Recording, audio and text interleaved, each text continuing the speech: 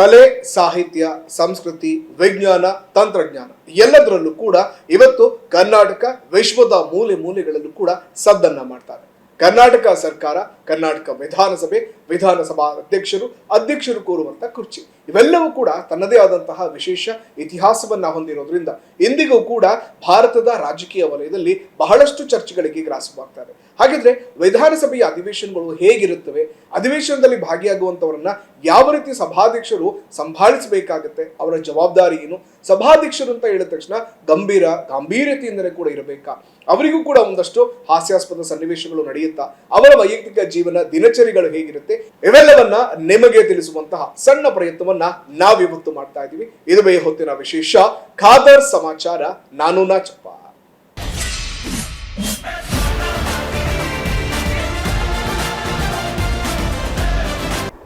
ಈಗಾಗಲೇ ಕೂಡ ಹೇಳಿದ್ದೆ ವೀಕ್ಷಕರೇ, ಕರ್ನಾಟಕ ಅಂತ ರೀತಿಯಲ್ಲಿ ಸಾಕಷ್ಟು ವಿಶೇಷತೆಗಳು ಇವತ್ತು ದೇಶದ ಉದ್ದಗಲಕ್ಕೂ ಕೂಡ ಪ್ರಖ್ಯಾತಿಯನ್ನ ಗಳಿಸ್ತಾ ಇದೆ. ಯಾರಿವತ್ತಿನ ಕಾರ್ಯಕ್ರಮದ ಅತಿಥಿಗಳು ಅಂತ ಕೂಡ ಈಗ ಪರಿಚಯಿಸುವಂತಹ ಸಮಯ ನನ್ನದಾಗಿದೆ. ಕರ್ನಾಟಕ ವಿಧಾನಸಭೆಯ ಸಭಾಧ್ಯಕ್ಷರಾಗಿರುವಂತಹ ಶ್ರೀಯುತ UT ಖಾದರ್ ಫರೀದ್ ಅವರು ನಮ್ಮೊಂದಿಗಿದ್ದಾರೆ. ಸರ್ ನಮಸ್ತೆ, ಕಾರ್ಯಕ್ರಮಕ್ಕೆ ಆತ್ಮೀಯವಾದಂತಹ ಸ್ವಾಗತ. ತಮ್ಮ ಬಿಡುವಿಲ್ಲದ ಸಮಯದಲ್ಲೂ ಕೂಡ ನಮಗೆ ಸಮಯವನ್ನ ಕೊಟ್ಟಿದ್ದೀರಾ. ಮೊದಲಿಗೆ ನಾನು ನಿಮಗೆ ಸಂಸ್ಥೆಯ ವತಿಯಿಂದ ಧನ್ಯವಾದವನ್ನ ತಿಳಿಸ್ತೀನಿ. ಮಾನ್ಯ ಸಭಾಧ್ಯಕ್ಷರು, ನಿಮ್ಮ ಅನುಮತಿಯನ್ನ ಪಡೆದು ಕಾರ್ಯಕ್ರಮವನ್ನು ಆರಂಭಿಸಬಹುದು. ಓಕೆ. ಸಾಮಾನ್ಯವಾಗಿ ಮಾನ್ಯ ಸಭಾಧ್ಯಕ್ಷರೇ, ಮಾನ್ಯ ಅಧ್ಯಕ್ಷರೇ ಅಂತ ಕೇಳೋದು ತುಂಬಾ ಕಿವಿಗೆ ಹಿತವಾಗಿರುತ್ತೆ, ಗೌರವಯುತವಾದಂಥದ್ದು. ಸರ್ಕಾರ ರಚನೆ ಆದಂತಹ ಸಂದರ್ಭದಲ್ಲಿ ತಾವು ಮಂತ್ರಿಗಳಾಗ್ತೀರಾ, ಉನ್ನತ ಒಂದು ಮಂತ್ರಿ ಸ್ಥಾನ ಸಿಗುತ್ತೆ ಅನ್ನೋ ನಿರೀಕ್ಷೆ ಇತ್ತು. ಆದ್ರೆ ನಿಮಗೆ ಒಲಿದು ಬಂದದ್ದು ಮಾತ್ರ ಈ ಒಂದು ಸಭಾಧ್ಯಕ್ಷರ ಸ್ಥಾನ. ಇದು ಯಾವ ರೀತಿ ಇತ್ತು ಸರ್? ಆರಂಭದಲ್ಲಿ UT ಖಾದರ್ ಅವರು ಸಭಾಧ್ಯಕ್ಷರಾಗೋದಕ್ಕೆ ಸೂಕ್ತ ವ್ಯಕ್ತಿ ಅನ್ನೋದು ನಿಮ್ಮ ಕಿವಿಗೆ ಬಿದ್ದಾಗ ಏನ್ ಅನ್ನಿಸ್ತು ಮೊದಲಿಗೆ? ಇಲ್ಲ, ಬಹುಶಃ ಇವತ್ತು ಅದು ದೇವರು ಕೊಟ್ಟಂತ ಅವಕಾಶ ಅಂತ ನಾನು ಎನಿಸಿದ್ದೆ. ನನ್ನ ಕ್ಷೇತ್ರ ಜನಸಾಮಾನ್ಯ ಪ್ರೀತಿ ವಿಶ್ವಾಸ, ಬಹುಶಃ ಹಿರಿಯ ನಮ್ಮ ಪಕ್ಷದ ನಾಯಕರು ಇಟ್ಟಂಥ ಒಂದು ವಿಶ್ವಾಸ ಇವತ್ತು ಅದು ಒದಗಿ ಬಂದಿದೆ. ಬಂದದನ್ನು ಸಂಭಾಳ ನಿಭಾಯಿಸುವಂಥ ಜವಾಬ್ದಾರಿ ನಮ್ಮದು. ವಿಧಾನಸಭೆಯ ಅತಿ ಕಿರಿಯ ಸಭಾಧ್ಯಕ್ಷರು ಅನ್ನುವಂಥ ಗೌರವ ಕೂಡ ನಿಮಗೆ ಸಲ್ಲುತ್ತೆ. ಅದಷ್ಟು ಸುಲಭದ ಮಾತಲ್ಲ. ನಿಮ್ಮಲ್ಲಿರುವಂತಹ ಒಂದಷ್ಟು ಮೆಚುರಿಟಿ ಥಿಂಕಿಂಗ್ ಆಗಿರ್ಬೋದು, ನಿಮ್ಮ ಆಲೋಚನೆಗಳನ್ನ ಯೋಚಿಸಿಯೇ ಈ ಹುದ್ದೆಯನ್ನು ನೀಡಲಾಯ್ತಾ ಹೇಗೆ? ಇಲ್ಲ, ಯಾವ ಇದರಲ್ಲಿ ಕೊಟ್ಟಿದ್ದಾರೆ ಗೊತ್ತಿಲ್ಲ. ಅದ್ರ ಬಗ್ಗೆ ದೀರ್ಘ ಚರ್ಚೆ ಮಾಡ್ಲಿಕ್ಕೂ ಹೋಗ್ಲಿಲ್ಲ. ಅವಕಾಶ ಸಿಗ ಪಕ್ಷದ ನಮ್ಮ ಹೈಕಮಾಂಡ್ ಏನು ಹೇಳ್ತದೆ ಅದಕ್ಕೆ ನಾನು ಬದ್ಧನಾಗಿದ್ದೀನಿ. ಯಾಕೆ ನಮಗೆ ಪಕ್ಷ, ನನಗೆ ಮತ್ತು ನನ್ನ ತಂದೆ ಕುಟುಂಬಸ್ಥರಿಗೆ ಅಂದರೆ ಪಕ್ಷದ ಕಾರ್ಯಕರ್ತರು ತಳಮಟ್ಟದಲ್ಲಿ ಯಾವುದೇ ಅಪೇಕ್ಷೆ ಇಲ್ಲ, ದುಡಿದು ಶ್ರಮ ಒಟ್ಟು ನಮ್ಮನ್ನು ಶಾಸಕರು ಮಂತ್ರಿಯಾಗಿ ಮಾಡಿ ನಮಗೆ ಜಿಲ್ಲೆ, ರಾಜ್ಯ, ರಾಷ್ಟ್ರ ಮಟ್ಟದ ತಮ್ಮ ಹೆಸರನ್ನು ಗೌರವ ಕೊಟ್ಟಿದ್ದೇವೆ. ಅದು ಸಿಕ್ಕಿದ್ದೆ ನಮ್ಮ ಪಕ್ಷದಿಂದಾಗಿ ನಮಗೆ ಸಿಕ್ಕಿದೆ. ಅದರ ಮತ್ತೆ ಪಕ್ಷಕ್ಕೆ ಅದು ಒಂದು ಆ ಸಂದರ್ಭದಲ್ಲಿ ಈ ಸ್ಥಾನವನ್ನು ಮತ್ತು ಅಧಿಕಾರವನ್ನು ವಹಿಸ್ಕೊಳ್ಬೇಕಂತ ಹೇಳಿದಾಗ ಅದು ಸ್ವೀಕರಿಸುವ ಜವಾಬ್ದಾರಿ ಬಂದದನ್ನ ಸ್ವೀಕರಿಸ. UT ಖಾದರ್ ಅವರು ಅಂತ ಹೇಳಿದ್ರೆ ಸರಳ ಸಜ್ಜನಿಕೆಯ ರಾಜಕಾರಣಿ, ಅದರಲ್ಲೂ ಕೂಡ ಸೌಹಾರ್ದತೆಯುತ ಉಳ್ಳಂತ ರಾಜಕಾರಣಿ ಅನ್ನೋ ಹೆಸರು ದಕ್ಷಿಣ ಕನ್ನಡ ಅಲ್ಲ, ಇಡೀ ಕರ್ನಾಟಕದಾದ್ಯಂತ ಹರಿದು ಬರುತ್ತೆ. ಅಷ್ಟು ಸುಲಭದ ಮಾತಲ್ಲ ಸರ್ ಈ ರೀತಿಯಾದಂಥ ಒಂದು ಪದವನ್ನ ಪಡೆಯೋದು. ಏನ್ ಅನ್ಸುತ್ತೆ ಮಂಗಳೂರು ದಕ್ಷಿಣ ಕನ್ನಡದ ಒಬ್ಬ ಸಭಾಧ್ಯಕ್ಷರಾಗಿ? ಇಲ್ಲ, ಈ ಒಂದು ಸೌಹಾರ್ದತೆಯ ಮತ್ತು ಸರ್ವ ಜನರ ಪ್ರೀತಿಗಳು ಪಡಬೇಕಾದಷ್ಟು ಸುಲಭ ಇಲ್ಲ, ಭಾಳ ಕಷ್ಟ. ಆದರೆ ನಾವು ಸಣ್ಣದಿಂದಲೇ ಅದನ್ನು ನಾವು ನಮ್ಮ ಸ್ಟಾರ್ಟಿಂಗ್ ನಮ್ಮ ನಾಯಕತ್ವದ ಕಾಲದಿಂದಲೇ ಅದನ್ನು ಮೇಗೂಡಿಸಿಕೊಂಡು ಬಂದಾಗ ಅದು ಒಂದು ಹಂತಕ್ಕೆ ಯಶಸ್ವಿಯಾಗದಾಗ ಮತ್ತು ಅದು ನಮಗೆ ಭಾಳ ಸುಲಭವಾಗಿ ಅದರಲ್ಲೂ ಮುಂದೆ ಹೋಗ್ಲಿಕ್ಕೆ ಸಾಧ್ಯವಾಗ್ತದೆ. ಅದಕ್ಕೆ ಎಲ್ಲ ಯುವ ಜನರು ಕೂಡ ಅದನ್ನು ಅವರ ಮೊದಲ ಆದ್ಯತೆ ಇರಬೇಕು. ಅವರ ಫಸ್ಟ್ ಒಂದು ಫೌಂಡೇಶನ್ ಯಾವುದು ಅಂತ ಹೇಳಿದರೆ ನ್ಯಾಯದ ಪರವಾಗಿರಬೇಕು ಮತ್ತು ಸಬಲತೆ ಪರವಾಗಿರಬೇಕು ಮತ್ತು ಸರ್ವ ಜನರನ್ನು ಸ್ವೀಕರಿಸಿದ ಮನೋಭಾವ ಬೇಕು ಮತ್ತು ಇನ್ನೊಬ್ಬರಿಗೆ ಉಪಕಾರ ಮಾಡುವಂಥ ಒಂದು ಮನೋಭಾವ ಬೇಕು. ಈ ಕ್ವಾಲಿಟೀಸ್ ಮುಖಾಂತರೇ ನಾಯಕತ್ವ ಬೆಳೆದು ಬರಬೇಕು. ಯಾಕಂತ ಹೇಳಿದ್ರೆ ಇವತ್ತು ಒಬ್ಬನ ಪರವಾಗಿ ಮಾತಾಡಬೇಕಾದ್ರೆ ಬಹಳ ಸುಲಭ. ನೀವು ರೈತ ಬಗ್ಗೆ ಮಾತಾಡ್ಬೋದಾ, ಏನ್ ಬೇಕಾದ್ರೂ ಮಾತಾಡೋದು ಕಷ್ಟ ಇಲ್ಲ.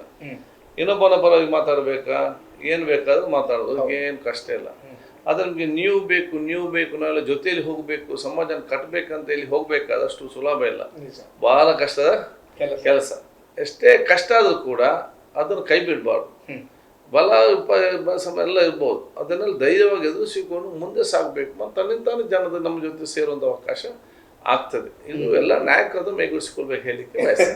ಇದು ನಾನು ಕೈಲಿ ಈ ಒಂದು ಮನೋಭಾವ, ಈ ಒಂದು ವ್ಯಕ್ತಿತ್ವ ಬೆಳೆಸಬೇಕಾದ್ರೆ ಅಷ್ಟು ಸುಲಭ ಇಲ್ಲ. ನಿಜ, ಬಹಳಷ್ಟು ನಿಮ್ಮದೇ ಆದ ಬಹಳಷ್ಟು ಒಂದು ಟೀಕೆ, ಬಹಳಷ್ಟು ಸಮಸ್ಯೆ, ಎಲ್ಲ ಕಡೆ ಸಮಸ್ಯೆ. ಹೌದು. ಆದ್ರೆ ಇದನ್ನೆಲ್ಲ ನಾವು ಧೈರ್ಯವಾಗಿ ಎದುರಿಸ್ಕೊಂಡು ಮುಂದೆ ಬರುವುದೇ ನಾಯಕತ್ವದ ಗುರಿ ಅಂತ ಹೇಳಿಕ್ಕೆ ಬಯಸ್ತೇನೆ. ಒಬ್ಬ ಜನಪ್ರತಿನಿಧಿ ಆದಂತವರಿಗೆ ಟೀಕೆ ಟಿಪ್ಪಣಿಗಳು ಆರೋಪಗಳು ಸರ್ವೇ ಸಾಮಾನ್ಯ. ಅಂಥದ್ರಲ್ಲಿ ನೀವು ಸಭಾಧ್ಯಕ್ಷರಾದ್ರಿ, ಆರಂಭದಲ್ಲಿ ಸಭಾಧ್ಯಕ್ಷರ ಕನ್ನಡ ಬಳಕೆಯ ಬಗ್ಗೆ ಟೀಕೆ ಟಿಪ್ಪಣಿಗಳನ್ನಾದ್ವು, ಆದ್ರೆ ತುಂಬಾ ಪಾಸಿಟಿವ್ ಆಗಿ ಅದನ್ನ ಸ್ವೀಕರಿಸಿ ಇವತ್ತು ಸಭೆಯೇ ನಿಮ್ಮ ಕನ್ನಡವನ್ನ ಪ್ರೀತಿಸೋ ರೀತಿಯಲ್ಲಿ ಕೂಡ ಬದಲಾಯಿಸಿಬಿಟ್ರಿ. ಹೇಗೆ ಸರ್, ಆರಂಭದಲ್ಲಿ ಯಾರಿಗೆ ಕೂಡ ಹೊಸ ಜಾಗ ಹೊಸ ಪದವಿ ಅಂದಾಗ ಸ್ವಲ್ಪ ಭಯ ಅಥವಾ ಅಳುಕು ಅಂಜು ಇರುತ್ತೆ, ಆದ್ರೆ ಈ ಮಂಗಳೂರು ಭಾಗದ ದಕ್ಷಿಣ ಕನ್ನಡದ ಕನ್ನಡವನ್ನ ಸ್ಪಷ್ಟವಾಗಿ ಹೇಳ್ತಾ ಹೋಗ್ತಾ ಕರ್ನಾಟಕದ ಪ್ರೀತಿಯನ್ನು ಗಳಿಸ್ಬಿಟ್ರಿ ನೀವು. ನಿಮ್ಗೆ ಇವಾಗ ಬಹುಶಃ ಸಭೆಯಲ್ಲಿ ಸಭಾಧ್ಯಕ್ಷರ ಭಾಷಣ ಕೇಳೋದಕ್ಕೆ ನನ್ನಂತ ಅದೆಷ್ಟೋ ಕಿವಿಗಳು ಕಾತಿರುತ್ತೆ, ಇವತ್ತು ಸರ್ ಏನ್ ಹೇಳ್ತಾರೆ ನೋಡೋಣಪ್ಪ ಕನ್ನಡದಲ್ಲಿ ಅಂತ. ಏನ್ ಅನ್ನಿಸ್ತಿತ್ತು ಸರ್ ಆರಂಭದಲ್ಲಿ? ಇಲ್ಲ, ಆರಂಭದಲ್ಲಿ ಕೆಲವರಿಗೆ ನಮ್ಮ ಭಾಷೆ ಅರ್ಥ ಆಗುದಿಲ್ಲ ಅಂತ ಅವರು ನಮ್ಗೆ ಹೇಳಿದ ಸಂದರ್ಭದಲ್ಲಿ ಅದು ಸ್ವಲ್ಪ ಯಾಕಂತ ಹೇಳಿದ್ರೆ ಇಲ್ಲಿ ನಾವು ಪ್ರತಿ 60-80 ಕಿಲೋಮೀಟರ್ಗಳಿಗೆ ಈ ಕನ್ನಡ ಭಾಷೆ ಪ್ರತಿಯೊಂದು ಭಾಷೆ ಕೂಡ ಅದರ ಶಬ್ದದಲ್ಲಿ ಮತ್ತು ಅದರ ಮಾತಾಡುವ ರೀತಿಯಲ್ಲಿ ಅದರ ಒಂದು ಸ್ಟೈಲ್ನೆಲ್ಲ ಕೂಡ ವ್ಯತ್ಯಾಸ ಇದೆ. ಸೊ ಸ್ವಾಭಾವಿಕ ನಮ್ಗೆ ಅರ್ಥ ಆಗ್ತದೆ. ಅದನ್ನು ನಾವು ಪ್ರೀತಿಯಿಂದ ಮಾತಾಡಿದ್ರೆ ಎಲ್ಲ ಭಾಷೆ ಎಲ್ಲರಿಗೂ ಕೂಡ ಅರ್ಥ ಆಗ್ತದೆ. ಆಗ ನಾವು ಸಂವಾದ ಮತ್ತು ಪ್ರೀತಿಯಿಂದ ಮಾತಾಡಿದಾಗ ಅದೆಲ್ಲರಿಗೂ ಅರ್ಥ ಆಗ್ತಾ ಇವತ್ತು ಬಂದಿದೆ. ಸೊ ಆಟೋಮೆಟಿಕ್ ಆಗಿ ಬಹುಶಃ ಇವತ್ತು ಜನರ ಎಲ್ಲ ಶಾಸಕರು ಸ್ವೀಕರಿಸಿದ್ದಾರೆ, ಎಲ್ಲ ರೀತಿಯ ಸಪೋರ್ಟ್ ಕೂಡ ಕೊಟ್ಟಿರ್ತಾರೆ. ವಿಧಾನಸೌಧ ಅಂತ ಹೇಳಿದ್ರೆ ಪವರ್ ಹೌಸ್ ಆಫ್ ಕರ್ನಾಟಕ ಅಥವಾ power house of the state ಅಂತ ಕೂಡ ಹೇಳ್ತಾರೆ. ಅದರಲ್ಲಿ ಈ ಬದಲಾವಣೆಯನ್ನು ತರಬೇಕು, ಕಲೆ ಕಲಾಕೃತಿ ಕಲಾವಿದರಿಗೆ ಒಂದಷ್ಟು ಮಹತ್ವವನ್ನು ನೀಡಬೇಕನ್ನೋದಕ್ಕೆ UT ಖಾದರ್ ಅವರೇ ಬರಬೇಕಾಗಿದ್ದ. ಖಾದರ್ ಅವರಿಗೆ ಕಲಾವಿದರ ಮೇಲೆ ಅಷ್ಟೊಂದು ಒಲವ ಅಥವಾ ನಮ್ಮ ಸ್ಥಳೀಯ ಕಲಾವಿದರಿಗೆ ಅಥವಾ ಒಂದು ಕಲೆಯನ್ನ ಮುಂದಿನ ಭವಿಷ್ಯಕ್ಕೆ ತೋರ್ಪಡಿಸುವಂತಹ ಒಂದು ಆಸೆ ಖಾದರ್ ಅವ್ರಿಗೆ ಹೆಚ್ಚಾಗಿದೆಯಾ ಅಂತ?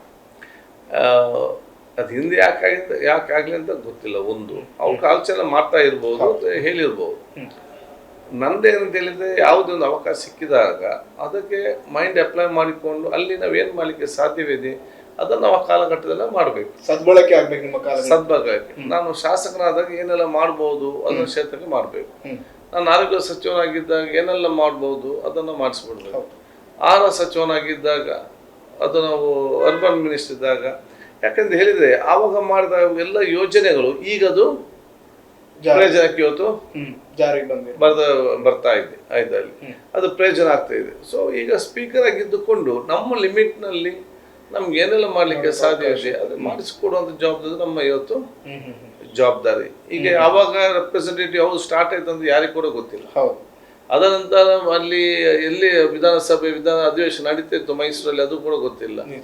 ವಿಧಾನಸಭೆ ಬರುವ ಮುಂಚೆ ಎಲ್ಲಿ ವಿಧಾನಸಭೆ ಅಧಿವೇಶನ ನಡೀತಿತ್ತು ಅದು ಕೂಡ. ಸೊ ಅದರ ಫೋಟೋಸ್ ಅನ್ನೆಲ್ಲ ನಾವೀಗ ಒಳಗೆ ಹಾಕಿ ಮಾಹಿತಿ ಕೊಟ್ಟಿದ್ದೇವೆ.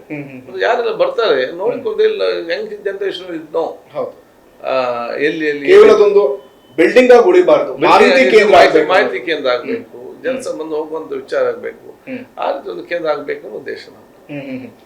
ಇನ್ನ ಒಬ್ಬ ಸಭಾಪತಿಯಾಗಿ ಅಧಿವೇಶನದಲ್ಲಿ ಸಮಾನತೆಯನ್ನ ಕಾಪಾಡಿಕೊಳ್ಳೋದು ಪ್ರಮುಖವಾಗಿರುತ್ತೆ. ಯಾಕಂದ್ರೆ ಆಡಳಿತ ಪಕ್ಷ ವಿಪಕ್ಷ ಆಗಿದ್ರು ಕೂಡ ನೀವು ಅವರೆಲ್ಲರನ್ನ ಒಂದು ರೀತಿಯಾಗಿ ಹಿರಿಯಣ್ಣನ ರೀತಿ ಮನೆಗೆ ಹಿರಿಯಣ್ಣರಾಗಿ ಅವರನ್ನೆಲ್ಲ ಸಮಾನವಾಗಿ ನೋಡ್ಕೊಳ್ಳುವಂತ ಜವಾಬ್ದಾರಿ ನಿಮ್ಮ ಹೆಗಲಲ್ಲಿ ಇರುತ್ತೆ ಸರ್. ಹೇಗೆ ಅದನ್ನ ಸಮಾನವಾಗಿ ನೋಡುವಂತಹ ಜವಾಬ್ದಾರಿ ನಿಮ್ಮ ಹೆಗಲೇ ಇರುತ್ತೆ? ಒಂದು ಅಧಿವೇಶನ ಸಮರ್ಪಣೆ ನಿಭಾಯಿಸುವ ಜವಾಬ್ದಾರಿ ಸ್ಪೀಕರ್ ಜವಾಬ್ದಾರಿ. ಮತ್ತು ಎಲ್ಲರಿಗೆ ಆತ್ಮವಿಶ್ವಾಸ ಕೊಡುವ ರೆಸ್ಪಾನ್ಸಿಬಿಲಿಟಿ ಕೂಡ ನಮ್ದು. ಯಾರಿಗೊಂದು ಆತ್ಮವಿಶ್ವಾಸ ಇಲ್ಲದಿದ್ದರೆ ಯಾವ ಫ್ರಸ್ಟ್ರೇಟ್ ಆಗ್ತದೆ. ಸೊ ನಾನು ಯಾವ ಹೇಳ್ತೇನೆ, ಸ್ಪೀಕರ್ ಶುಡ್ ಬಿ ನಾನು ಆಡಳಿತ ಪಕ್ಷದ ಗೆದ್ದು ಬಂದಿದ್ದು ಕೂಡ ಅವರಿಗೆ ನಮ್ಮನ್ನು ಸ್ಪೀಕರ್ ತಕ್ಷಣ ಎಲ್ಲ ಸ್ಪೀಕರ್ ರಾಜೀನಾಮೆ ಕೊಡಬೇಕು ಪಕ್ಷಕ್ಕೆ. ಯಾಕೆ ಈ ಶುಡ್ ಬಿ ನ್ಯೂಟ್ರಲ್. ಅದರಲ್ಲಿ ಕೂಡ ನಾನು ಹೇಳ್ತಾ ಇದ್ದೆ speaker should be the friend of the opposition. ನಾವು ಸ್ಪೀಕರ್ ಯಾವ ಪ್ರತಿಪಕ್ಷದ ಮಿತ್ರನಾಗಿರ್ಬೇಕು. ಯಾಕೆಂತ ಹೇಳಿದ್ರೆ ಪ್ರತಿಪಕ್ಷದವರಿಗೆ ಆಡಳಿತ ಕೂಡ ಇಲ್ಲ, ಪವರ್ ಕೂಡ ಇಲ್ಲ, ಇಲ್ಲಿ ಸ್ಪೀಕರ್ ನಮ್ಮ ಜೊತೆ ಇಲ್ಲ ಅಂತ ಹೇಳಿದ್ರೆ ಅವ್ರು ಕಂಪ್ಲೀಟ್ ಫ್ರಸ್ಟ್ರೇಟ್ ಆಗ್ತಾರೆ. ಪ್ರತಿಯೊಂದು ಕೂಡ ವಿರೋಧಿಸ್ತಾರೆ. ಏನೆಲ್ಲ ಆಗಿ ಇಲ್ಲಿ ಸೌಹಾರ್ದ ವಾತಾವರಣ ಹಾಳಾಗ್ಬಿಡುತ್ತೆ. ಯಾಕೆ ನಮ್ಗೆ ಇವರು ಕೂಡ ಬೆಂಬಲ ಇಲ್ಲ, ಸರ್ಕಾರ ಕೂಡ ಬೆಂಬಲ, ಅವ್ರು ಬರೀ ಅದನ್ನು ಧರಣಿ ಅದಕ್ಕಿದಕ್ಕೆ ಸೀಮಿತವಾಗಿ ಹೋಗ್ತಾರೆ. ಯಾವಾಗ ನಾವು ಪ್ರತಿಪಕ್ಷದವರಿಗೆ ಸ್ಪೀಕರ್ ನಮ್ಮ ಜೊತೆ ಇದ್ದಾರೆ, ನಮ್ಮ ಮಾತು ಕೇಳ್ತಾರೆ, ಸರ್ಕಾರಕ್ಕೆ ಏನಾದ್ರು ಹೇಳ್ತಾರೆ ಅಂತ ಹೇಳಿದಾಗ ಅವ್ರು ಕೂಡ ಒಂದು ಒಂದು ಸೆಕೆಂಡ್ ಅಸೆಂಬ್ಲಿ ಒಳಗಡೆ ಅಧಿಕಾರ ಇರುವಂತ ಆಡಳಿತ ಪಕ್ಷವನ್ನು ಸರಿಪಡಿಸದಿದ್ದಲ್ಲಿ ನೀವು ಇವರನ್ನು ಸರಿಪಡಿಸಲಿಕ್ಕೆ ಆಗುದಿಲ್ಲ. ಸೊ ನಾವು ಫಸ್ಟ್ ಆಡಳಿತ ಪಕ್ಷ ಸದಸ್ಯರು ಅವರು ತಪ್ಪು ಅಸೆಂಬ್ಲಿಯಲ್ಲಿ ಇವತ್ತು ಗದ್ದಲ ಬೀಸದ ರೀತಿಯಲ್ಲಿ ಅಥವಾ ನಿಮಗೆ ವಿರುದ್ಧವಾದ ರೀತಿಯಲ್ಲಿ ಮಾಡದೆ ನೋಡ್ಕೊಳ್ಳೋದು ನಾವು. ಹೌದು. ಅವರು ನಾವು ಸರಿಪಡಿಸಿ ಆಟೋಮೆಟಿಕ್ ಅಲ್ಲೇ ಸರಿ ಆಗ್ತದೆ. ಯಾಕೆ ಇವರನ್ನೇ ಬಿಡುದಿಲ್ಲ, ನಮ್ಮನ್ನು ಬಿಡ್ತಾರೆ ಎಂಬ ಭಾವನೆ ಇವರಿಗೆ ಬರುವಂತ ವಿಚಾರ ಇವತ್ತು ಆಗುವಂಥದ್ದು. ಮತ್ತೆ ಪ್ರತಿಭಟನೆ, ಪ್ರೊಟೆಸ್ಟ್, ಇದು ಬ್ಯೂಟಿ ಆಫ್ ಇಂಡಿಯನ್ ಡೆಮಾಕ್ರಸಿ ಅದು ಇರಲೇಬೇಕು. ಹೌದು. ಮತ್ತೆ ನಾವೆಲ್ಲ ಅರ್ಥ ಮಾಡಿಕೊಳ್ಬೇಕು, ಪ್ರತಿಪಕ್ಷ ಯಾವಾಗಲೂ ಕೂಡ ಅರ್ಥ ಹೊಗಳುವುದೇ ಇಲ್ಲ. ಏನೇ ಒಳ್ಳೆ ಕಾರ್ಯ ಕೂಡ ಅವರು ವಿರೋಧಿಸುವುದೇ. ಯಾಕೆಂತ ಹೇಳಿದ್ರೆ ಅದೇ ಬಂಡವಾಳ, ಇಟ್ಸ್ ಅನ್ ಆಕ್ಸಿಜನ್. ಇಲ್ಲ ಬದುಕಲಿಕ್ಕೆ ಆಗುದಿಲ್ಲ ವಿರೋಧ ಮಾಡದಿದ್ರೆ. ಆದ ಪ್ರತಿಪಕ್ಷದಲ್ಲಿ ಕೂತು ಎಲ್ಲವೂ ಕೂಡ ಮಾಡುವ ಸರಿದೆ ಅಂತ ಹೇಳಿದ್ರೆ ಮತ್ತೆ ಬದುಕುದು ಹೇಗೆ ಅಲ್ವಾ? So the both should understand. ಅವರು ಪ್ರತಿಪಕ್ಷ ಪ್ರತಿಯೊಂದು ಮಾಡ್ತಾರೆ, ಅದಕ್ಕೆ ಸೂಕ್ತ ಉತ್ತರ ಕೊಟ್ಟು ಜನ ಇವತ್ತೇನಂದ್ರೆ ಫ್ಯಾಕ್ಟ್ ಅನ್ನು ನೋಡಿಕೊಂಡು ತೀರ್ಮಾನ ತಗೊಳ್ತಾರೆ ಆಯ್ತಲ್ಲಿ. ಸೊ ಅದಕ್ಕಾಗಿ ಉತ್ತಮವಾದ ವಾತಾವರಣವನ್ನು ನಿರ್ಮಾಣ ಮಾಡ್ಬೇಕು. ನಾವೀಗ ಹೊರಗಡೆ ಹೇಳ್ತೇವೆ, ನಾವು ಮೈನಾರಿಟಿ ಜೊತೆಗೆ ಜಾಸ್ತಿ ಅವ್ರಿಗೆ ಇದು ಕೊಡ್ಬೇಕು, ಏನು ಒತ್ತು ಕೊಡ್ಬೇಕಂತ ಧೈರ್ಯ ಕೊಡ್ಬೇಕು. ಸೊ ಅಲ್ಲಿ ಅಸೆಂಬ್ಲಿ ಒಂದು ಸರಿ ಮೆಜಾರಿಟಿ, ಇನ್ನೊಂದು ಸರಿ ಮೈನಾರಿಟಿ ಅಷ್ಟೇ ಆಯ್ತಲ್ಲಿ. ಅವ್ರಿಗೆ ಸ್ವಲ್ಪ ಧೈರ್ಯ ಕೊಡದ ಕೆಲಸ ಮಾಡಿದ್ರೆ ನಾವು ಕೂಡ ಒಂದು ಲೆವೆಲ್ಗೆ ಇದ್ದೇವೆ, ತೊಂದರೆ ನಮ್ಗೆ ಕೂಡ ಸ್ಪೀಕರ್ ಜೊತೆ ಇದ್ದಾರೆ ಅಂತೇಳಿ ಒಂದು ಧೈರ್ಯ ಬರ್ತದೆ. ಒಂದು ಸಮಾನತೆಯಿಂದ ಒಂದು ಅಸೆಂಬ್ಲಿ ನಡೀತದೆ. ಅದು ಮುಖ್ಯ ಉದ್ದೇಶ ಆಗಿದೆ. ಇನ್ನು ಸಾರ್ವಜನಿಕರ ಸಮಸ್ಯೆಗಳನ್ನ ಪರಿಣಾಮಕಾರಿಯಾಗಿ ಬಗೆಹರಿಸೋದಕ್ಕೆ ಅಥವಾ ಅದಕ್ಕೊಂದು ಪರಿಹಾರವನ್ನ ತಂದುಕೊಳ್ಳೋದಕ್ಕೆ ಕಲಾಪಗಳು ಉತ್ಕೃಷ್ಟ ಮಟ್ಟದಲ್ಲಿ ನಡೀಬೇಕು ಅನ್ಸುತ್ತೆ ಸರ್ ನಿಮಗೆ? ಹೀಗೆ ಹೆಚ್ಚು ಕಲಾಪಗಳು ಆಗ್ತಾ ಇರಬೇಕಾ? ಎಷ್ಟು ಕಲಾಪ ನಡೆದ್ರು ಅಷ್ಟು ಅದು ಪ್ರಯೋಜನ ಇರ್ತದೆ. ಮತ್ತು ಅದರ ಪ್ರಯೋಜನವನ್ನು ಶಾಸಕರು ಪಡೆದುಕೊಳ್ಬೇಕು. ಹೌದು. ಪ್ರಾಬ್ಲಮ್ ಏನಾಗಿದೆ ಇವತ್ತಿನ ಕಾಲಘಟ್ಟದಲ್ಲಿ, ಅಸೆಂಬ್ಲಿಯಲ್ಲಿ ಇವತ್ತು ಅದನ್ನು ಅಸೆಂಬ್ಲಿ ಅಷ್ಟು ಪವರ್ಫುಲ್ ಪ್ಲಾಟ್ಫಾರ್ಮ್ ಬೇರೆ ಎಲ್ಲಿಯೂ ಕೂಡ ಇಲ್ಲ. ಏನೇ ವಿಚಾರಗಳು ಸಮರ್ಪಕ ಚರ್ಚೆ ಮಾಡೋದ ಅವಕಾಶ ಕಲಾಪದಲ್ಲಿ ನಮಗಿದೆ. ಆ ಸೀರಿಯಸ್ ಮುಖಾಂತರ ಇವತ್ತು ಚರ್ಚೆ ಮಾಡಬೇಕು. ಮತ್ತು ಬರೇ ನಾವು ದಿವಸಗಳು ಮಾತ್ರ ಜಾಸ್ತಿ ಲೆಕ್ಕ ಆಗುದಿಲ್ಲ, ಎಷ್ಟು ಜನ ಸದಸ್ಯರು ಭಾಗವಹಿಸ್ತಾರೆ ಅದರ ಮೇಲೆ ಕೂಡ ಇದು ಡಿಪೆಂಡ್ ಆಗ್ತದೆ. ಹೌದು. ನೀವು 15 ದಿವಸದ ಮಾಡಿ ಅದು ಸಮರ್ಪಕವಾಗಿ ಶಾಸಕ ಬರೆದಿದ್ದು ಯಾರಿಗೆ ಇಂಟ್ರೆಸ್ಟ್ ಇಲ್ಲ, ಯಾಕೆ ಅಂತ ಹೇಳಿ ಕಡಿಮೆ ಮಾಡ್ತಾರೆ. ನೆಕ್ಸ್ಟ್ ಏನಾದ್ರು ಫುಲ್ ಸ್ವಿಂಗ್ ಅಲ್ಲಿ ಶಾಸಕರು ಬಂದ್ರೆ ಆಟೋಮೆಟಿಕ್ ಎಲ್ಲ ಬಹಳ ಆಸಕ್ತಿ ಇದೆ, ಚರ್ಚೆ ಅಟೆಂಡೆನ್ಸ್ ಚೆನ್ನಾಗಿದೆ, ಆಟೋಮೆಟಿಕ್ 15 ದಿವಸದ 20-25 ದಿವಸ ಮಾಡುವ ಅದು. So both the responsibilities. ಶಾಸಕರು ನೋಡಿ, ಶಾಸಕರಾಗುವ ಮುಂಚೆ ಏನ್ ದೊಡ್ಡ ಕನಸು, ಒಮ್ಮೆ ಅದು ಕೂಡ ವಿಧಾನಸೌಧ ಮೆಟ್ಟಿಲು ಹತ್ತಬೇಕಂತ. ಗೆದ್ದ ನಂತರ ಬರ್ಬೇಕಲ್ಲ, ಜವಾಬ್ದಾರಿ ಇದೆಯಲ್ಲ, ಅದು ಮೊದಲಾದ್ರೆ ಶುಡ್ ಕಮ್. ಆಯ್ತು. ಕಲಾಪದಲ್ಲೂ ಹೇಳ್ತಾ ಇದ್ರಿ, ನಿಮ್ಮ ಸಮಯ ಇರ್ಲಿ ಇಲ್ದಿಲ್ಲ ಬಂದು ಭಾಗವಹಿಸಬೇಕು. Participation is important then winning the game. ಅದು ಹಿಂದೆ ನೋಡಿ, ಬಿಫೋರ್ ಈ ಕಾಲ ಚೇಂಜ್ ಆಗಿ ಎಲ್ಲ ಕೂಡ ಚೇಂಜ್ ಆಗ್ತಾ ಹೋಗ್ತಾ ಇರ್ತದೆ. ಬದಲಾವಣೆ ಜಗದ ನಿಯಮ. ಈಗ 40 to 60, 65 ಬೇರೆ ಒಂದು ರಾಜಕೀಯ, 65 to 80 ಅನ್ನೋದು ಬೇರೆ ರಾಜಕೀಯ, 80 to 90, 95 ತನಕ ಬೇರೆ ರಾಜಕೀಯ. ಈಗ ಒಂದು ಬೇರೆ, ಇನ್ನು ಮುಂದೆ ದೇವರಿಗೆ ಗೊತ್ತು ಎಂತ ಬರ್ತದೆ ಇದರಲ್ಲಿ. ಯಾಕಂತ ಹೇಳಿದ್ರೆ ಹಿಂದೆ ರಾಜಕೀಯ ಸಾಮಾಜಿಕ ಕೆಲಸ ಮಾಡ್ತಾ ಇದ್ದು, ಅವ್ರು ಬೇರೆ ಬಹಳ ಕಡಿಮೆ. ಸೋಷಿಯಲ್ ಸರ್ವಿಸ್, ಬಿಸ್ನೆಸ್ನವರು ಬಿಸ್ನೆಸ್ ಮಾಡ್ತಾನೆ ಇದ್ರು. ಬಿಸ್ನೆಸ್ನವ್ರಿಗೆ ಏನೋ ಉಪಕಾರ ಮಾಡಬೇಕಾದ್ರೆ ಅವನು ಈ ರಾಜ್ಯದ ಪ್ರತಿನಿಧಿ ಹೋಗಿ ಉಪಕಾರ ತೆಗೆದು ಅವರು ಬಿಸ್ನೆಸ್ ಮಾಡ್ತಾ ಇದ್ರು, ಇವರು ಉಪಕಾರ ಮಾಡ್ತಾ ಇದ್ರು. ಚುನಾವಣೆ ಬಂದಾಗ ಏನಾದ್ರು ಇವರಿಗೆ ಜನಪ್ರತಿನಿಧಿ ಸಹಕಾರ ಬೇಕಾದಲ್ಲಿ ಅವರು ಹೆಲ್ಪ್ ಮಾಡ್ತಾ ಇದ್ರು. ಯಾರು? ನಮ್ಮ ಬಿಸ್ನೆಸ್ ಮಾಡುವ. ಮತ್ತೇನಾಯ್ತು, ರಾಜಕಾರಣ ಆಲೋಚನೆ ಮಾಡ್ತಾನೆ, ನಾನು ಸಪೋರ್ಟ್ ಮಾಡಿ ಇವನು ವ್ಯಾಪಾರ ಮಾಡಬಹುದು, ನನಗೊಂದು ವ್ಯಾಪಾರ ಮಾಡಿದ್ರೆ ಏನಂತ ಹೇಳಿ ವ್ಯಾಪಾರದ ಏನ್ ಮಾಡ್ತಾನೆ, ನಾನು ಆರ್ಥಿಕ ಸಹಾಯ ಕೊಟ್ಟು ಇವನು MLA ಆಗ್ಬೋದು, ನನಗೊಂದು MLA ಆದ್ರು.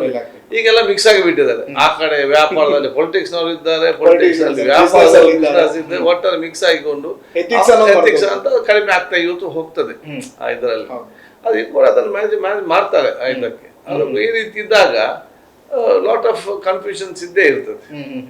ಇನ್ನು ಕರ್ನಾಟಕ ವಿಧಾನಸಭೆಯ ಸ್ಪೀಕರ್ ಆಗಿ ನೀವು ಒಂದು ಪರಂಪರೆಯನ್ನ ಸೆಟ್ ಮಾಡೋದು ಅಥವಾ ಒಂದು ಟ್ರೆಂಡ್ ಅನ್ನ ಸೆಟ್ ಮಾಡೋದು ಸರ್ವೇ ಸಾಮಾನ್ಯ. ಯಾಕಂದ್ರೆ ಹಿಂದಿನ ಅದೆಷ್ಟೋ ಸ್ಪೀಕರ್ಗಳು ಒಂದಷ್ಟು ಆಡಿದ ಮಾತುಗಳಾಗಿರ್ಬೋದು, ನಿಭಾಯಿಸಿದ ಪರಿಸ್ಥಿತಿಯನ್ನ ನಿಭಾಯಿಸಿದಂತ ಪರಿಯನ್ನ ನೀವು ಗಮನಿಸಿರ್ತಿರ್ತಾರೆ. ಅದು ಇವತ್ತಿನ ನಿಮ್ಮ ಪರಿಸ್ಥಿತಿಗೆ ಎಷ್ಟೋ ಸಹಕಾರಿಯಾಗಿರುತ್ತೆ ನಿಭಾಯಿಸೋದಕ್ಕೆ. ನೀವು ಒಂದು ಪರಂಪರೆಯನ್ನು ಹುಟ್ಟು ಹಾಕೋದಾದ್ರೆ ಅಥವಾ ಒಂದು ಸೆಟ್ ಮಾಡೋದಾದ್ರೆ ಸರ್, ನಿಮ್ಮ ಅಧಿಕಾರದ ಮುಕ್ತಾಯದ ಹಂತದಲ್ಲಿ ಏನು ಒಂದು ಮೆಸೇಜ್ ಅನ್ನು ಕೊಡ್ಬೋದು ಅಂತ ನಿಮ್ಗೆ ಅನ್ಸುತ್ತೆ? ಒಂದು, ನಾವು ಆ ಸದನ ಒಂದು ಕುಟುಂಬ ಅಂತ ಭಾವಿಸಬೇಕು, ಮತ್ತು ನಾವು ಎಲ್ಲರಿಂದ ಪ್ರೀತಿಯಿಂದ ಸೌಹಾರ್ದದಿಂದ ಅದನ್ನು ಮುಂದುವರಿಸಿ ಕೊಂಡೊಯ್ಬೇಕು. ಅದು ಒಂದು ಒಟ್ಟೊಟ್ಟಿಗೆ ಕೊಂಡೊಯ್ಬೇಕು. ಕೆಲವು ಹೆಚ್ಚು ಕಮ್ಮಿ ಆಗ್ತದೆ, ಎಲ್ಲ ಮನುಷ್ಯರೇ. ಆ ಕಡೆ ಮಾತಾಡೋ ಸ್ಪೀಡ್ ನಲ್ಲಿ ಆ ಕಡೆ ಮಾತಾಡೋ ಹೆಚ್ಚು ಕಮ್ಮಿ ಆಗ್ತದೆ, ಈ ಕಡೆ ಮಾತಾಡೋದು ಹೆಚ್ಚು ಕಮ್ಮಿ ಆಗ್ತದೆ. ಬಹುಶಃ ಅದನ್ನೆಲ್ಲ ಬಹುಶಃ ನಾವು ವೈಯಕ್ತಿಕವಾಗಿ ತಗೊಂಡು ವಿಚಾರ ಆಗಬಾರ್ದು. ಏನು ಹೆಚ್ಚು ಕಮ್ಮಿ ಆಗಿದೆ, ಬೈ ಮಿಸ್ಟೇಕ್ ಆಗಿದೆ, ಅದನ್ನು ಬಿಟ್ಟು ಮುಂದಕ್ಕೆ ಹೋಗುವಂತ ವಾತಾವರಣ ಇವತ್ತು ನಾವು ನಿರ್ಮಾಣ ಮಾಡಬೇಕಾಗ್ತದೆ. ಮತ್ತೆ ಅದನ್ನೇ ಒಬ್ಬ ಅಧ್ಯಕ್ಷನಾಗಿ ಇಟ್ಕೊಂಡು ಸಣ್ಣ ಪುಟ್ಟ ವಿಚಾರ ವೈಯಕ್ತಿಕವಾಗಿ ತಗೊಳ್ಬಾರ್ದು. ಈಗ ನಾನು ಸೀಟಲ್ಲಿ ಕೂತ ನಾನು ಕೆಲವೊಮ್ಮೆ ಎದ್ದು ಧ್ವನಿಯಲ್ಲಿ ಮಾತಾಡ್ತಾರೆ, ಅದೇನಾದೊಂದು ಅವ್ರ ಕೋಪ ಅಂತ ಹೇಳ್ತಾರೆ, ಅದು ನೆಗಡಿಕೊಂಡೆ ಸ್ವೀಕರಿಸಿಕೊಂಡು ಅಲ್ಲೇ ಅದನ್ನ ಮುಕ್ತಾಯಗೊಳಿಸುವ. ಅದಕ್ಕೆ ನಾನು ಪವರ್ ಇದ್ದೇನಂತ ನಾನು ಅವ್ರ ಮೇಲೆ ಆಕ್ಷನ್, ಅದು ಏನು ಕೂಡ ಪ್ರಯೋಜನ ಇಲ್ಲ. ಮೊದಲು ನೆಗಡಿಗಿಂದ ಸುಮಾರು ಸಮಸ್ಯೆ ಬಗೆಯಿರ್ತದೆ ಸುಲಭದಲ್ಲಿ, ಏನು ಕಷ್ಟ ಇಲ್ಲ, ಅದಕ್ಕೇನು ಖರ್ಚು ಕೂಡ ಆಗುದಿಲ್ಲ. ಆದ ಕಾರಣ ಈ ರೀತಿಯ ವಾತಾವರಣ ನಿರ್ಮಾಣ ಮಾಡೋದು ಎಲ್ಲರ ಜವಾಬ್ದಾರಿ. ಈಗ ನಾನು ಇಲ್ಲಿ ಮುಂಚೆ ಹೇಳ್ತಾ ಇದ್ದು, ಗಲಾಟೆ ಆಗ್ತದೆ, ಎದ್ದು ನಿಲ್ಬೇಕು, ಎದ್ದು ನಿಲ್ಲ ಕೂತ್ಕೊಳ್ತಾರಂತೆ, ಅದು ಸಿಸ್ಟಮ್ ಇದೆ. ಸಭಾಧ್ಯಕ್ಷ ಎದ್ದು ನಿಂತ್ರೆ ಸ್ಯಾಲರಿ ಕೂತ್ಕೊಳ್ಳೇ ಬೇಕು. ಈಗ ಮತ್ತೆ ಬೊಬ್ಬೆ ಆಗ್ಬೇಕು, ನಿಲ್ಬೇಕು, ಕೂತ್ಕೊಳ್ಬೇಕು, ಅದು ಕೂಡ ಕೇಳೋದಿಲ್ಲ. ಬಟ್ ನಾನು ಇಷ್ಟವರೆಗೆ ನಿಲ್ಲಿಲ್ಲ ಇದರಲ್ಲಿ, ನಾನು ನಿಂತೇ ಇಲ್ಲ ಈ 3 ವರ್ಷದಲ್ಲಿ. ಒಮ್ಮೆ ಕೂಡ ನಾನು ಕೂತೆ ಸಮಾಧಾನ ಪಡಿಸಿ ನಗು ಮುಖಾಂತರ ಅಷ್ಟೇ, ನಾವು ಅದನ್ನು ನಿಲ್ಲೇ ಇಲ್ಲ. ನಿಲ್ಲುವಂತ ಅವಕಾಶಕ್ಕೂ ನಮ್ಗೆ ಮಾಡ್ಕೊಳ್ಳೇ ಇಲ್ಲ, ಸಿಕ್ಕಿರಲಿಲ್ಲ. ಅದಕ್ಕೆ ಖಾದರ್ ಸಮಾಚಾರ ವಿಶೇಷ ಕಾರ್ಯಕ್ರಮ ಮುಂದುವರಿಯುತ್ತೆ ಚಿಕ್ಕ ಬ್ರೇಕ್ನ ಬಳಿಕ.